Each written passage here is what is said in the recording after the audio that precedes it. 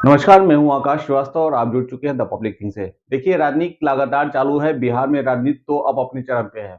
अभी बिहार के विकास को लेकर आरक्षण की अगर हम बात करें तो आरक्षण का राजनीतिक दायरा बढ़ा और इसको लेकर कई प्रतिक्रियाएं आ रही हैं। अब सबसे बड़ी तो बात यह है कि राजनीति इस हद तक चली गई है कि अब विपक्ष के लोग भी इसका समर्थन कर रहे हैं। जी हाँ, विपक्ष के लोग समर्थन कर रहे हैं। ग्रामीण विकास मंत्री अगर श्रवण कुमार की बात कहें तो उन्होंने साफ तौर पे ये कहा है कि ये एक बहुत अच्छा पहल है और बिहार सरकार के इस पहल का वो स्वागत करते हैं। वहीं दूसरी तरफ जो लगातार सरकार के लिए आग उगलते हैं और लगातार सरकार की बुराइयों को करते हैं, यहाँ तक कि अभी पिछले दिन उनका बयान आया था कि वो नीतीश कुमार से छुटकारे के लिए, नीतीश कुमार का पैर पकड़ने तक के लिए तैयार हैं। तो उन्होंने भी इस आरक्षण के फैसले को जो दायरा बढ़ा है, उसका स्वागत किया है उन्होंने। तो राजनीति बहुत सारी चीजें हो रही हैं, मिली-जुली प्रक्रियाएं आ रही हैं। क्या कुछ कहा मंत्री श्रवण कुमार ने, क्या कुछ कहा बीजेपी के प्रदेश अध्यक्ष सम्राट चौधरी ने और क्या कुछ कहा आम लोगों ने, ये पूरी प्रक्रिया सुनिए। कितना बदलाव देखिए, आरक्षण का दायरा बढ़ा है, ये तो प्रसन्नता का विषय है। और आरक्षण के दायरे बढ़ने से लोगों को नौकरी मिलेगी, लोगों को प्राइवेट सेक्टर में भी, सरकारी सेक्टर में भी, दोनों सेक्टरों में उनको अवसर मिलेगा। तो इस तरह के अवसर से लोगों को लाभ मिलेगा तो निश्चित रूप से उनका परिवार खुशहाल होगा, राज्य खुशहाल होगा, राज्य तरक्की करेगा। तो इससे लाभ बड़े पैमाने पर होगा। जो वंचित लोग हैं, आपने देखा है कि बिहार में 94 लाख ऐसे परिवार हैं जिनके पास न रोजगार है और न नौकरी है। तो उनको तो ज़रूर एक योजना का लाभ मिल जाएगा, चाहे तो रोजगार के क्षेत्र का लाभ मिले, चाहे नौकरी का क्षेत्र का लाभ मिले। दो में से एक तो लाभ जरूर मिले। तैयारी है, 24 का बड़ा मुद्दा आप लोग बनाएंगे? नहीं, हम लोग 24 को देख के कोई काम नहीं करते हैं। हमारा जो काम है राज्य की तरक्की के लिए, राज्य में अमन के लिए, शांति के लिए, प्रेम के लिए, भाईचारा के लिए, और जो 2 जून की रोटी के लिए तरस रहे हैं उनको हर हालत में 2 जून की रोटी मिले, इसके लिए बिहार की सरकार और बिहार के मुख्यमंत्री काम करते हैं। ये लगातार लखीसराय का मामला, आरक्षण का दायरा बढ़ाया गया है 75%। तो इसमें क्या है, सबने स्वागत किया जी। आरक्षण के दायरे को बढ़ाया। हमने तो कहा ही था कि इसके आरक्षण का पूर्ण रूप से बिहार भारतीय जनता पार्टी समर्थन करती है। कब से बिहार में 75% आरक्षण लागू हो गया नोटिफिकेशन के बाद, क्या कहेंगे इस पर? एक तरह से देखा जाए तो अच्छी बात है कि वो लोग जो पीछे छूट गए हैं, हाशिए पर हैं, जिनको कई कारणों से राजनीतिक रूप से, सामाजिक रूप से, आर्थिक रूप से पिछड़ गए हैं, उनको आगे लाने की ये कोशिश है। तो हम इसकी सराहना करते हैं। सरकार का ये कदम बेहतर कदम है। ज़रूरत इससे भी आगे बढ़कर है कि चीज़ों को और बेहतर किया जाए।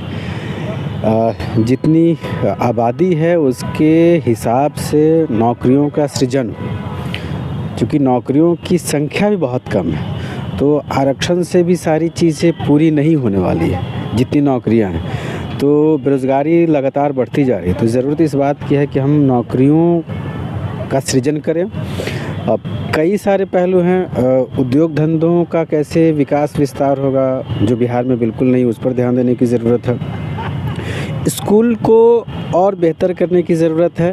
बेहतर होगा तो शिक्षकों की जितनी ज़रूरत अभी भी है बिहार में, जितने बच्चे एनरोल हैं, उसके मुताबिक अभी शिक्षक भी उतने मौजूद नहीं हैं। तो वो उन शिक्षकों की बहाली हो। कॉलेजों में टीचर्स, प्रोफेसर्स की कमी है, उनकी बहाली हो। और जितने सारे विभाग हैं उनमें बहुत सारे पद अभी भी खाली हैं। ज़रूरत उन पदों को भरने की है ताकि काम में तेज़ी भी आए और नई नौकरियों को सृजित किया जाए। आबादी के अनुसार गांव-गांव तक जो पद खाली हैं, पंचायतों के लेवल पर बहुत सारी चीज़ों को पहुंचाने की ज़रूरत है।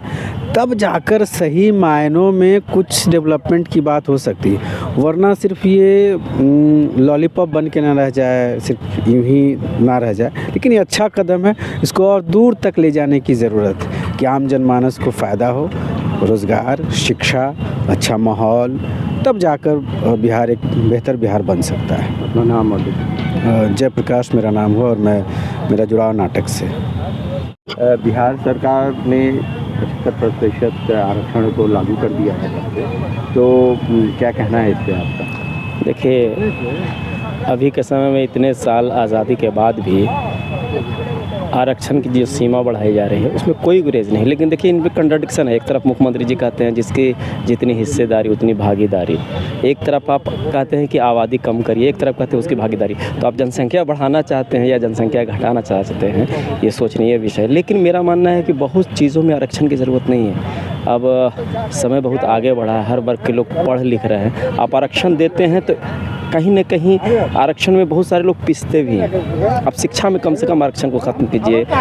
आर्ट एंड कल्चर में आरक्षण नहीं होना चाहिए। हाँ, मेरा मानना है कि बहुत वर्षों तक जो दलित समाज के लोग दबे रहे हैं, दबाए गए हैं, तो उनको शिक्षा वगैरह में उठाने के लिए आप उनको पढ़ाने की उचित व्यवस्था कीजिए, उनके लिए फ्री में किताबें दीजिए। लेकिन जब आरक्षण बढ़ता है ना, तो सामान्य वर्ग के लोग पिसते हैं। और मेरा मानना है कि गरीबी जो होती है ना, वो आदमी में फ़र्क नहीं करता है।